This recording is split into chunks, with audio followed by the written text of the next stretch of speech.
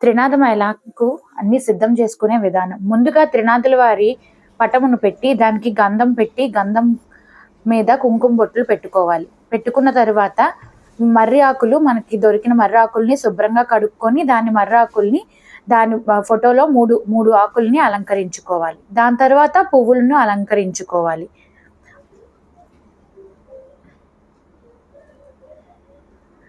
పువ్వుల్ని అలంకరించుకున్నాక మనం 3 కలశాలని సిద్ధం చేసుకోవాలి. 3 కలశాలని సిద్ధం చేసుకొని ఆ 3 కలశాల్లోనూ 2 ఆకులను, మర్రి ఆకులను మరియు పువ్వులను కలశంలో నీరు నింపి నీరులో పసుపు కుంకుమ యాడ్ చేసుకొని నీరు నింపుకోవాలి. కలశంలో నీరు నింపుకున్నాక 2 మర్రి ఆకులు మరియు పువ్వులు సిద్ధం చేసుకోవాలి. కలశం చుట్టూ గంధం పెట్టి గంధం అలంకరించి దానిపైన కుంకుమ బొట్లు పెట్టుకోవాలి. ఈ రకంగా కలశాలని సిద్ధం చేసుకోవాలి. త్రినాథమైలలో బ్రహ్మ, విష్ణు, మహేశ్వరులకి ముగ్గురికి 3 కలశాలను సిద్ధం చేసుకోవాలి. 3 కలశాల్లోనూ మర్రి ఆకులను, పువ్వులను పెట్టుకోవాలి. అలాగే దీనికి ప్రసాదంగా అటుకులు, తమలపాకులు, చెక్క 3 కలిపి, అటుకులు కొంచెం సేపు నానబెట్టి నీరు మొత్తం వడకట్టి అటుకుల్లో పంచదార మరియు తమలపాకులు చిన్న చిన్న ముక్కలుగా చేసి తమలపాకులు, చెక్కలు కలిపి దీనికి ప్రసాదంగా చేసుకోవాలి. త్రినాథమైల ప్రతి కార్తీక మాసంలో 3 ఆదివారాలు చేసుకుంటాము. ఈ విధంగా కలశంలోన నీరు పోసి ఆకులు పెట్టి, మర్రి ఆకులను పెట్టి, పువ్వులు పెట్టి కలశాలను సిద్ధం చేసుకున్నాక దీపాలను సిద్ధం చేసుకోవాలి. 3 దీపాలని సిద్ధం చేసుకోవాలి. ప్రతి దీపంలో 2 ఒత్తులు పెట్టుకొని దీపాలని అలంకరించుకోవాలి.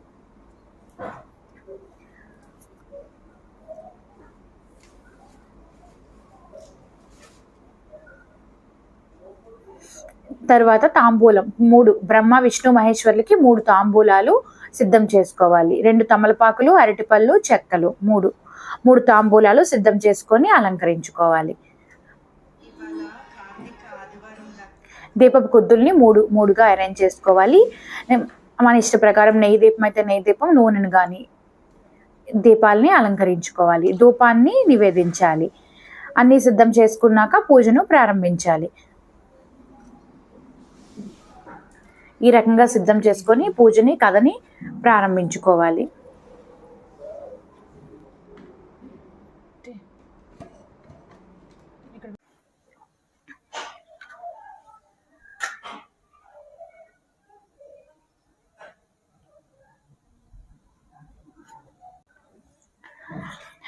త్రినాథ వ్రతకల్పము. వినాయక ప్రార్థన. శుక్లాంబరధరం విష్ణుం శశివర్ణం చతుర్భుజం ప్రసన్నవదనం ధ్యాయేత్ సర్వ విఘ్నోపశాంతయే అని ముందుగా గణపతిని ధ్యానించి తదుపరి ఆచమనం చేయవలను. ఆచమనం. ఓం కేశవాయ స్వాహ, ఓం నారాయణాయ స్వాహ, ఓం మాధవాయ స్వాహ, ఓం గోవిందాయ నమః, ఓం విష్ణవే నమః, ఓం మధుసూదనాయ నమః, ఓం త్రివిక్రమాయ నమః, ఓం వామనాయ నమః, ఓం శ్రీధరాయ నమః, ఓం హృషికేశాయ నమః, ఓం పద్మనాభాయ నమః, ఓం దామోదరాయ నమః, ఓం సంకర్షణాయ నమః, ఓం వాసుదేవాయ నమః, ఓం ప్రద్యున్మాయ నమః, ఓం అనిరుద్ధాయ నమః, ఓం పురుషోత్తమాయ నమః, ఓం అదోక్షజాయ నమః, ఓం నారసింహాయ నమః, ఓం అచ్యుతాయ నమః, ఓం జనార్దనాయ నమః, ఓం ఉపేంద్రాయ నమః, ఓం హరయే నమః. శుక్లాంబరధరం విష్ణుం శశివర్ణం చతుర్భుజం ప్రసన్నవదనం ధ్యాయేత్ సర్వ విఘ్నోపశాంతయే. ఓం కేశవాయ స్వాహ. ఆచమనం. ఓం కేశవాయ స్వాహ, ఓం నారాయణాయ స్వాహ, ఓం మాధవాయ నమః, ఓం గోవిందాయ నమః, ఓం విష్ణవే నమః, ఓం మధుసూదనాయ నమః, ఓం త్రివిక్రమాయ నమః, ఓం వామనాయ నమః, ఓం శ్రీధరాయ నమః, ఓం హృషికేశాయ నమః, ఓం పద్మనాభాయ నమః, ఓం దామోదరాయ నమః, ఓం సంకర్షణాయ నమః, ఓం వాసుదేవాయ నమః, ఓం ప్రద్యున్మాయ నమః, ఓం అనిరుద్ధాయ నమః, ఓం పురుషోత్తమాయ నమః, ఓం అదోక్షజాయ నమః, ఓం నారసింహాయ నమః, ఓం అచ్యుతాయ నమః, ఓం జనార్దనాయ నమః, ఓం ఉపేంద్రాయ నమః, ఓం హరయే నమః, ఓం శ్రీకృష్ణాయ నమః. సంకల్పం. మమ ఉపాత్త దురితక్షయ ద్వారా శ్రీ పరమేశ్వర ప్రీత్యర్థం శుభే శోభనే ముహూర్తే శ్రీ మహావిష్ణోరాజ్ఞయా ప్రవర్తమానస్య ఆద్య బ్రహ్మణః ద్వితీయ పరార్ధే శ్వేతవరాహకల్పే వైవస్వత మన్వంతరే కలియుగే ప్రథమ పాదే జంబూద్వీపే భరతవర్షే భరతఖండే మేరో దక్షిణ దిగ్భాగే శ్రీశైలస్య ఈశాన్య ప్రదేశే గంగా గోదావరి నర్మదేశే భగవత్ సన్నిధౌ అస్మిన్ వర్తమాన వ్యావహారిక చంద్రమానేన క్రోధినామ సంవత్సరే ఋతువు శ్రీ మహావిష్ణోరాజ్ఞయా ప్రవర్తమానస్య అద్య బ్రాహ్మణః ద్వితీయ పరార్ధే శ్వేతవరాహకల్పే వైవస్వత మన్వంతరే కలియుగే ప్రథమ పాదే జంబూద్వీపే భరతవర్షే భరతఖండే మేరో దక్షిణ దిగ్భాగే శ్రీశైల్య ఈశాన్య ప్రదేశౌ గంగా గోదావరి నర్మదా దేశే భగవత్ సన్నిధౌ అస్మిన్ వర్తమాన వ్యావహారిక చంద్రమానేన నామ సంవత్సరే మాసే పక్షే తిథౌ ఆసరే శుభనక్షత్రే శుభయోగే శుభకరణ ఏవంగుణ విశేషణ విశిష్టాయాం శుభతిథ్యౌ శ్రీమాన్ గోత్రస్య నామధేయస్య మమ ధర్మపత్ని సమేతస్య సకుటుంబస్య క్షేమ స్థైర్య విజయ అభయ ఆయురారోగ్య ఐశ్వర్యాభివృద్ధ్యర్థం ధర్మార్థ కామ మోక్ష చతుర్విధ ఫల పురుషార్థ సిద్ధ్యర్థం సర్వారీష్ట పరిహారార్థం సర్వాభీష్ట సిద్ధ్యర్థం శ్రీ త్రినాథ దేవతా ప్రీత్యర్థం శ్రీ త్రినాథ దేవతాముద్దిశ్య ప్రీత్యర్థం యావచ్చక్తి ధ్యాన వాహనాది పూజాం కరిష్యే అని సంకల్పం చెప్పుకున్నాక త్రినాథ వ్రతమును ప్రారంభించాలి. త్రినాథ అష్టోత్తర శతనామావళి ప్రారంభం. ఓం భూతాత్మనాయ నమః, ఓం అవ్యయాయ నమః, ఓం పురుషాయ నమః, ఓం పరమాత్మనే నమః, ఓం బలాయ నమః, ఓం భూతకృతే నమః, ఓం శర్వాయ నమః, ఓం ముకుందాయ నమః, ఓం అమేయాత్మనే నమః, ఓం శుభప్రదాయ నమః, ఓం కృతయే నమః, ఓం పావనాశాయ నమః, ఓం తేజసే నమః, ఓం గణపతయే నమః, ఓం యోగాయ నమః, ఓం దీర్ఘాయ నమః, ఓం సుదీర్ఘాయ నమః, ఓం అవిఘ్నాయ నమః, ఓం ప్రాణదాయై నమః, ఓం మధునే నమః, ఓం పునర్వసవే నమః, ఓం మాధవాయ నమః, ఓం మహాదేవాయ నమః, ఓం సిద్ధయే నమః, ఓం శ్రీబలాయ నమః, ఓం నవనాయకాయ నమః, ఓం హంసాయ నమః, ఓం బలినే నమః, ఓం భవాయ నమః, ఓం ఆనందదాయ నమః, ఓం గురవే నమః, ఓం ఆగమాయ నమః, ఓం అనలాయ నమః, ఓం బుద్ధయే నమః, ఓం పద్మనాభాయ నమః, ఓం సుఫలాయ నమః, ఓం జ్ఞానదాయ నమః, ఓం జ్ఞానినే నమః, ఓం శశిబిందవే నమః, ఓం పవనాయ నమః, ఓం ఖగాయ నమః, ఓం సర్వవ్యాపినే నమః, ఓం రామాయ నమః, ఓం నిదయే నమః, ఓం సూర్యాయ నమః, ఓం ధన్వినే నమః, ఓం అనాథనాథ నిధనాయ నమః, ఓం పవిత్రాయ నమః, ఓం అనిమ్మే నమః, ఓం పరమేశ్వరాయ నమః, ఓం విక్రమాయ నమః, ఓం కాంతాయ నమః, ఓం మహేశాయ నమః, ఓం దేవాయ నమః, ఓం అనంతాయ నమః, ఓం మృదవే నమః, ఓం అక్షయాయ నమః, ఓం తారాయ నమః, ఓం హంసాయ నమః, ఓం వీరాయ నమః, ఓం ఆదిదేవాయ నమః, ఓం సులభాయ నమః, ఓం తారకాయ నమః, ఓం భాగ్యదాయ నమః, ఓం ఆధారాయ నమః, ఓం శూరాయ నమః, ఓం శౌర్యాయ నమః, ఓం అనిలాయ నమః, ఓం శంభవే నమః, ఓం సుకృతినే నమః, ఓం తపసే నమః, ఓం భీమాయ నమః, ఓం గదాయ నమః, ఓం కపిలాయ నమః, ఓం లోహితాయ నమః, ఓం సమయ నమః, ఓం సమాయ నమః, ఓం అజాయ నమః, ఓం వసవే నమః, ఓం విషమాయ నమః, ఓం మాయారూపాయ నమః, ఓం కవయే నమః, ఓం వేదాంగాయ నమః, ఓం నామనాయ నమః, ఓం విశ్వతేజసే నమః, ఓం వేద్యాయ నమః, ఓం సంహారాయ నమః, ఓం దమనాయ నమః, ఓం దుష్టధ్వంకాయ నమః, ఓం బంధకాయ నమః, ఓం మూలాధారాయ నమః, ఓం అజాయ నమః, ఓం అజితాయ నమః, ఓం ఈశానాయ నమః, ఓం బలవతే నమః, ఓం మహాదేవాయ నమః, ఓం సుఖదాయై నమః, ఓం పరాత్పరాయ నమః, ఓం క్రూరనాశినే నమః, ఓం భోగాయ నమః, ఓం శుభసందాయ నమః, ఓం పరాక్రమాయ నమః, ఓం సతీశాయ నమః, ఓం సత్ఫలాయ నమః, ఓం దేవదేవాయ నమః, ఓం వాసుదేవాయ నమః, ఓం బ్రహ్మణే నమః, ఓం విష్ణవే నమః, ఓం మహేశ్వరాయ నమః, ఓం త్రిమూర్తి స్వరూపాయ నమః, ఓం త్రినాథదేవాయ నమః. త్రినాథ వ్రత కథ ప్రారంభం. విప్రుడు మధుసూదనుని వ్యధ. భక్తులారా, ఈ త్రినాథుల చరితము నిర్మలమైన మనస్సుతో వినండి. పూర్వం శ్రీపురమునందు గల అగ్రహారంలో మధుసూదనుడు అనబడే విప్రుడు ఒకడు ఉండేవాడు. అతడు కడు బేదవాడు అగుట చేత భిక్షమెత్తుకొని జీవిస్తూ ఉండేవాడు. ఆ నిరుపేద బ్రాహ్మణుడు కొంతకాలమునకు ఒక కుమారుడు కలిగెను. ఆ పసికందు పాలు లేక శోషించిపోతూ ఉండేవాడు.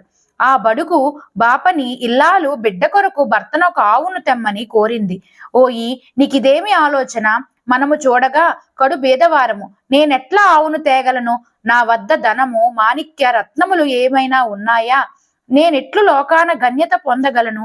శ్రీమంతులకే అన్ని వసతులు సమకూరును, వారికే ఈ లోకం మన్నన చేస్తుంటుంది అన్నాడు. ఆ మాటలకు భార్య ఎంతగానో విలపించి గోడున దుఃఖించి, ఓ బ్రహ్మదేవ, ఈ బిడ్డన్ని మా వంటి బీదవారి ఇంట ఎందుకు పుట్టించావయ్యా? ఈ బిడ్డను మేమెలా బ్రతికించుకోగలుగుతాము? ఆ మాటలకు మధుసూదనుడు చింతించిన వాడై తన కమండలము ఇంటిలో గల చిల్లర సామానులు అమ్మి 5 రూపాయలు తెచ్చి భార్య చేతికిచ్చాడు. ఆమె ఎంతగానో సంతోషించి, నాదా, ఈ 5 రూపాయలు పట్టుకు వెళ్ళి ఒక ఆవును కొని తీసుకురావాల్సిందని పంపించింది. ఆవును కొనడానికి మధుసూదనుడు ఊరూరా తిరిగి ఒక సంపన్నుడు ఉన్న గ్రామం చేరుకున్నాడు. సిరి సంపదలున్నవాడు, పాడి పంటలకు కొదువలేనివాడు అగు ఆ శ్రీమంతుని మందలోన ఒక ఆవు పేదవారి పొలాల్లో పడి పంటలను నాశనం చేస్తూ ఉండేది.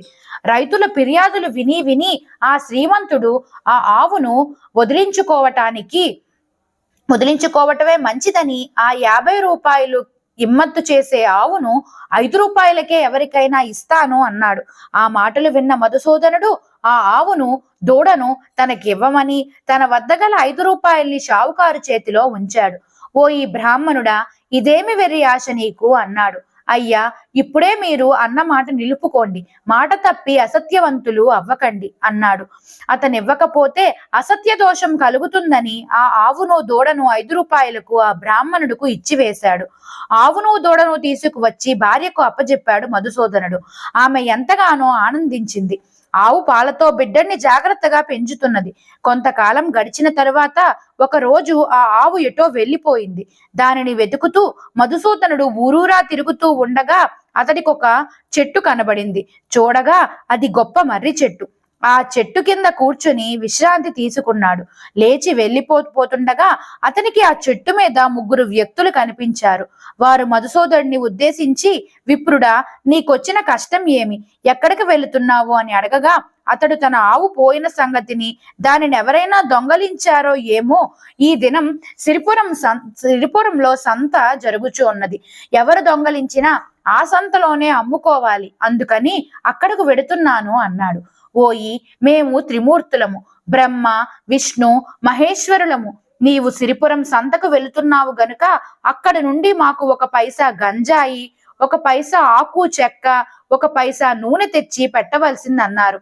అయ్యలారా, నేను నిరుపేదను, చేతిలో పైసా అయినా లేదు.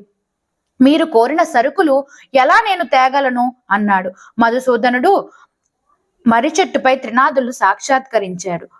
విప్రోత్తమ, విచారించకు, అదిగో గోరింట పొద కనబడుతున్నది, దాని మొదట్లో 3 పైసలున్నాయి, అవి పట్టుకు వెళ్ళి మాకు సరుకులు తెచ్చిపెట్టు అన్నారు ఆ రాత్రి నాథులు. మధుసూదనుడు వెళ్ళి ఆ పొద మొదల్లో గల 3 పైసలు తీసుకున్నాడు.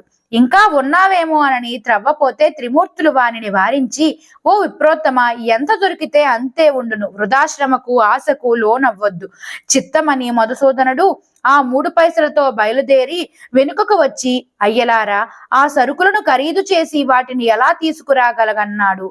ఓయి, నీపై మీద గల వస్త్రం పట్టి వాటిని తీసుకురా, నూనెని కూడా నీ గావాంచాలో పోయించుకో అని చెప్పాడు. త్రినాథుల కరుణ వల్ల పంచెలో నూనె నిలుచుట. త్రినాదుల కరుణ వల్ల పంచెలో నూనె నిలుచుట. ఆ మధుసూదనుడు సిరిపురం సంతలోని ప్రవేశించాడు.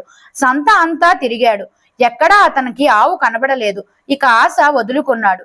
ఆకులు వక్కలు గంజాయి తీసుకొని నూనె కోసమని తెలకలి వారి వద్దకు వెళ్ళి, అయ్యా, 1 పైసా నూనె నా గావాంచాలో పోయవలసిందని అన్నాడు. ఆ బ్రాహ్మణుడు పిచ్చివాడు కాబోడు అనుకుని నూనె లేదు అన్నాడు. ఒక ముసలి తెలకని వాని వద్దకు వెళ్ళి 1 పైసా నూనెను గవాంచాలో వేయమన్నాడు. దిగువ మడ్డ నూనె ఎంతటిది కావాలన్నాడు ముసలివాడు.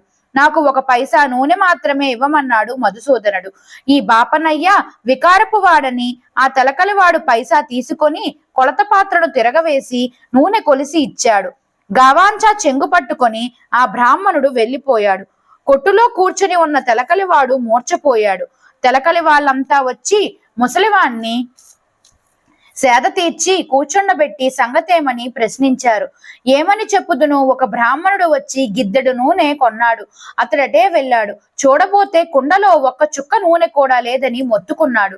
అతడు మా దగ్గరకు వచ్చాడు, నూనె లేదంటే వెళ్ళిపోయాడు అని ఒకరితో ఒకరు చెప్పుకొని ఆ విప్రుని వద్దకు పరుగు పెట్టారు.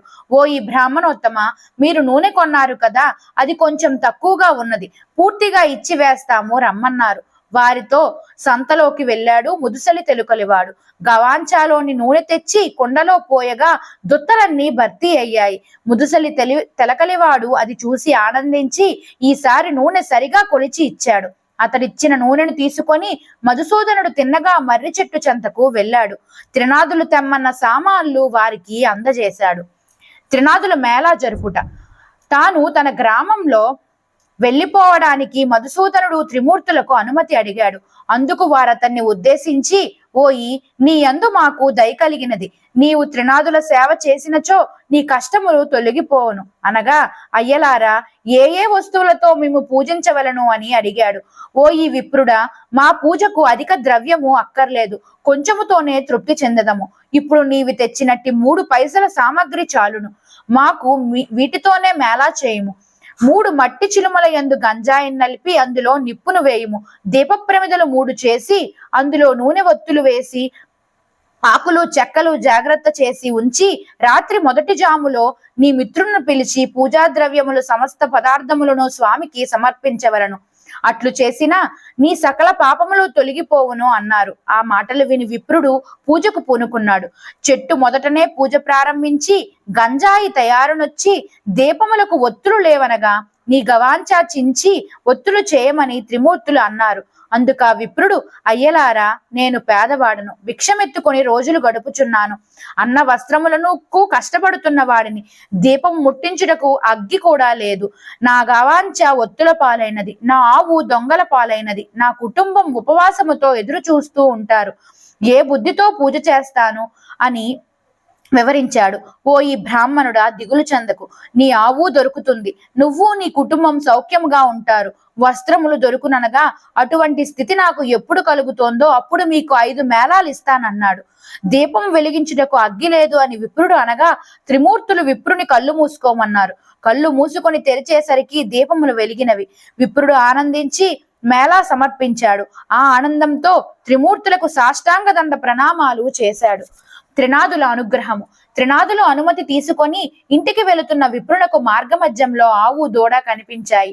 సంతోషించిన వాడై వాటిని వెంట పెట్టుకొని ఇంటికి చేరుకున్నాడు. ఇంట్లో చూడగా సిరి సంపదలతో ఓలలాడుతున్నది. ఇదంతా త్రినాదుల కృపయేనని ఆనందించాడు. మిత్రుల్ని బంధువుల్ని పిలిచి తాను వెళ్ళిన నాటి నుండి ఆనాటి వరకు జరిగిన సంగతులన్నీ వివరించాడు. త్రినాదుల మేళా ఫలితమని అందరికీ వివరించాడు. త్రినాదుల పూజా విధానాన్ని అందరికీ చెప్పాడు. గ్రామంలోని 50 మంది త్రినాద మేళాను చేశారు. అందరికీ సిరి సంపదలు సమృద్ధిగా కలిగాయి. రాజు త్రినాదుల మేళాను నిషేధించుట.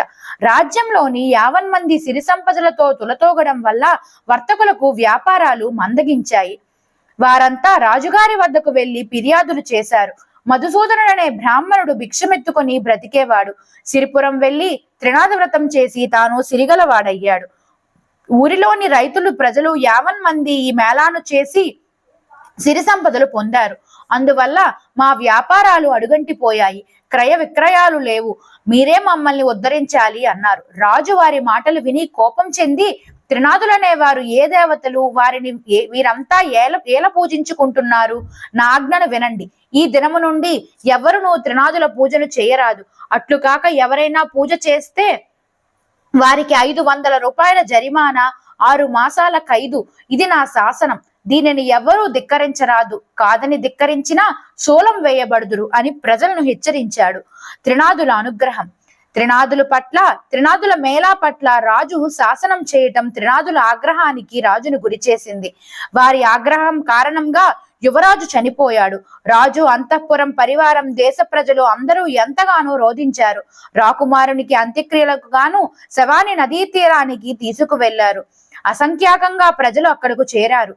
త్రినాదులకు దయ కలిగింది.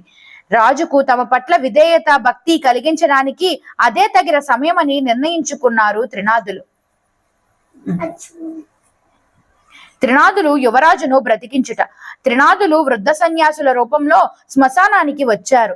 రాజును వారి పరివారమును చూసి, మీరందరూ ఇచ్చటకు వచ్చి ఎందువల్ల విచారముతో ఉండిరి? ఈ బాలుడెవరు అని అక్కడ వారిని ప్రశ్నించారు. రాజు ఏమి లోపము చేసెనో ఈ రాకుమారుడు చనిపోయాడన్నారు అక్కడ ప్రజలు. అందుక త్రినాదులు, ఈ పిల్లవాడు చనిపోలేదు. మీ రాజు త్రినాదుల వారిని చులకన చేయుట, త్రినాద భక్తులపై దండన శాసనము చేయుట వల్ల ఇట్లయినది. మీరందరూ త్రినాదుల వారిని పూజిస్తే బాలుడు లేచి కూర్చుంటాడు అన్నారు త్రిమూర్తులు. ఆ మాటలకు అక్కడ వారంతా త్రినాద స్వాముల వారి పేరును సముద్ర ఘోష వలె గర్జించారు. రాజు త్రినాదులకు 7 మేళాలు చేయుటకు ఒప్పుకున్నారు. వెంటనే ఆ రాకుమారుడు లేచి కూర్చున్నాడు. అందరూ ఎంతో ఆనందించారు. త్రినాదుల మేళాకు వర్తకుని మొక్కు. ఆ సమయంలో స్వర్ణభద్ర నది మీదుగా తన సరుకులను తీసుకొని వెళ్తున్న వర్తకుడు అక్కడ ప్రజలు ఆనందంతో చేస్తున్న ఘోష విన్నాడు. అదేమిటని రేవులో దిగి వాళ్ళ వద్దకు వచ్చాడు. మీరేలా ఎంత ఆనందంగా ఎవరిని స్మరిస్తున్నారు అని అక్కడ వాళ్ళను అడిగాడు. వారు జరిగినదంతా చెప్పి, త్రినాదులు దయామయులు, వారి మేళా చేసిన, కనీసం వారిని స్మరించిన ఎంతో మేలు కలుగచేసే మహనీయులు అని చెప్పి రాకుమారుడు చచ్చి బ్రతికిన విషయాన్ని వివరించారు. నా ఓడలు ఒడ్డున ఉన్నాయి. వాటిపై విదేశాలకు వర్తకం చేసుకునే నిమిత్తం వెళ్తున్నాను. నా వ్యాపారం బాగా జరిగి నాకు బాగా లాభం వస్తే నేను త్రినాదుల వారి మేళ చేస్తానని పలికి ఆ షావుకారు వెళ్ళిపోయాడు. మేళా చేయక ఓడ మునిగిపోవుట.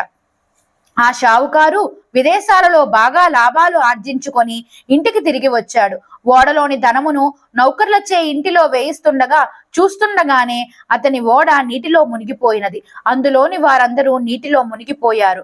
అది చూసిన షావుకారు నేలపడి దొర్లుతూ ఏడుస్తుండగా, ఓ ఈ షావుకారు, నీవు త్రినాదుల మేళా చేస్తానని మొక్కుకొని మరిచినావు.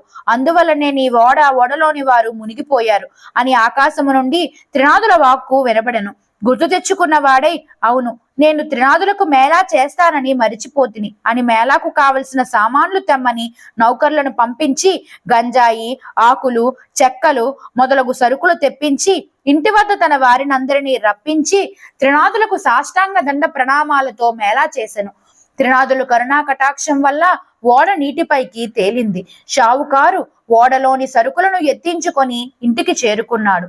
గుడ్డివానికి చూపు, కుంటివానికి కాళ్ళు బాగగుట. షావుకారు తన ఇంటి వద్దన సమర్పించిన మేళా గురించి ముందుగా రాజ్యమంతా చాటింపు వేయించాడు. నలుప్రక్కల ప్రాంతాల నుండి ప్రజలు తండోపతండాలుగా విచ్చేశారు. అలా వచ్చిన వారిలో గుడ్డివాడొకడు త్రోవ కనబడక వెడుతున్న వారిని తమ వెంట తనను కూడా తీసుకువెళ్ళమని అడిగాడు. అయినా మీరంతా త్రినాద మేళాను చేస్తారు, నేను గుడ్డివాడను, నేనెలా చూడగలను అనగా, ఓయి త్రినాదుల దయ అపారం, నీవు మేళా చూస్తావని ధైర్యం చెప్పి ముందుకు సాగిపోయారు. గుడ్డివాడు అక్కడే కూర్చొని త్రినాథ స్వామినే స్మరించుకున్నాడు. ఆ సమయాన కాళ్ళు చేతులు స్వాధీనంలో లేని అవిటివాడొకడు దేక్కుంటూ అటు వచ్చాడు. గుడ్డివాడు వారిని ఎక్కడకు వెళ్తున్నావు అని అడిగాడు. త్రినాదుల మేళాను చూడడానికి వెళ్తున్నాను అన్నాడు. ఓ మిత్రమా, నేను అందుకే బయలుదేరాను. గుడ్డివాడిని దారి కానక ఇక్కడే చతికిలబడిపోయాను. త్రినాదులు దయామయులు, మనల్ని తన మేళాకు రప్పించుకుంటారు అన్నాడు. వారిద్దరూ ఒకరితో ఒకరు కూడబలుక్కొని గుడ్డివాడు ఇట్లు చెప్పుతున్నాడు. మిత్రమా, నీకు కళ్ళున్నవి కనుక నీవు నా భుజంపై కూర్చొని దారి చూపు. నేను నిన్ను మోసుకుపోతాను, ఇద్దరము త్రినాథుని మేళాకు చేరుకోవచ్చు అని చెప్పగా గుడ్డివాడు భుజం మీద కుంటివాడు కూర్చొని గుడ్డివాడిని దారి చూపడానికి ఆ విధంగా త్రినాథుల వారి మేళా చూడడానికి నిర్ణయించుకున్నారు. అలా కొంత దూరం వెళ్ళేసరికి గుడ్డివానికి కొద్దిగా చూపు కనబడసాగింది. ఆ సంగతి తన భుజాలపై ఉన్న సొట్టవానితో చెప్పాడు. మిత్రమా, నాకును కాలు కొద్దిగా బాగైనవి, ఇప్పుడు నేనును నడవగలను. ఇదంతా త్రినాథుల దయ వల్లనేనని సంతోషంగా వాళ్ళిద్దరూ షావుకారు చేసే మేళాకు వెళ్ళి ఎంతో ఆనందించారు. వైష్ణవునికి రక్ష, గురువుకి శిక్ష. త్రినాథ మేళా జరుగుతున్న 4 రోజులు ఒక వైష్ణవ భక్తుడు వస్తుండేవాడు.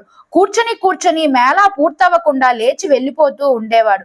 ఇదంతా గమనించిన అక్కడ వారు, వైష్ణవుడు ప్రతిదినం మేళా పూర్తి కాకుండా లేచి వెళ్ళిపోతున్నాడు, ఈ దినం అతనిని రానియరాదని నిర్ణయించుకున్నారు. అతడు రాగానే నీవు రావడానికి వీలు లేదన్నారు. ప్రతిదినం నీవు మేళా పూర్తి కాకుండా వెళ్ళిపోతున్నావు అన్నారు. అప్పుడు అతను తన తప్పు తెలుసుకొని ఈ దినం మేళా పూర్తయ్యే వరకు ఉంటానని వాగ్దానం చేసి కూర్చున్నాడు. అతని గురువు వైష్ణవుని ఇంటికి వెళ్లి తన శిష్యుడు గురించి అడుగగా అతని తల్లి నా కుమారుడు త్రినాథ మేళాకు వెళ్ళాడని చెప్పగా తెలుసుకొని ఆ గురువు అక్కడకు వచ్చి పూజా సామాగ్రిని కాలితో చిందరవందర చేయసాగాడు. అక్కడి వారు వైష్ణవుడు వాడిని పట్టుకొని బరబరా ఈడ్చివేశారు. గురువు తన తప్పును తెలుసుకొని తన ఇంటికి వెళ్ళిపోయాడు. ఇంటికి వెళ్ళేసరికి అతని భార్య పిల్లలు చనిపోయి ఉన్నారు. మేళాను పాడు చేసినందుకే మీకు ఈ ఆవేదన సంభవించింది అన్నాడు శిష్యుడు. గురువు మేళా చేయుట. గురువుకు పశ్చాత్తాపం కలిగింది. త్రినాథుల పట్ల భక్తితో విలపించాడు. త్రినాథుల మేళాను పాడు చేసినందుకు నాకు తగిన శిక్ష కలిగింది. నేను అధముణ్ణి, మూర్ఖుణ్ణి. త్రినాథుల వారి మహిమ తెలుసుకోలేకపోయాను అని పరిపరి విధాలుగా దుఃఖించాడు. క్షమాభిక్షకై మేళాను చేయుటకు సంకల్పించుకున్నాడు. మేళాకు కావలసిన గంజాయి, ఆకులు, వక్కలు వగైరా సామాన్లు తెప్పించి స్వామివారికి మేళా సమర్పించుకున్నాడు. అందరితో కలిసి ఆకులు చెక్కలు పంచుకొని సేవించి సుఖాన్ని పొందాడు. ఫలశ్రుతి.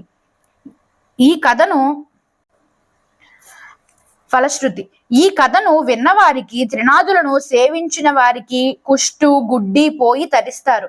పుత్రులు లేని స్త్రీలు ఈ కథను నిర్మలంగా వింటే సంతానవతులు అవుతారు. ఎవరైనా కొంటెగా గాని మూర్ఖంతో గాని హాస్యం చేస్తే అట్టి వారికి కుంటితనము, గుడ్డితనము, దారిద్ర్యము వంటి బాధలు, అనేక కష్టములు కలుగుతాయి. త్రిమూర్తులను వేరువేరుగా పూజించవలను. ముందుగా విష్ణువును పూజించవలను. నైవేద్యమును సమర్పించి గంజాయిని అగ్నిలో వేయవలను.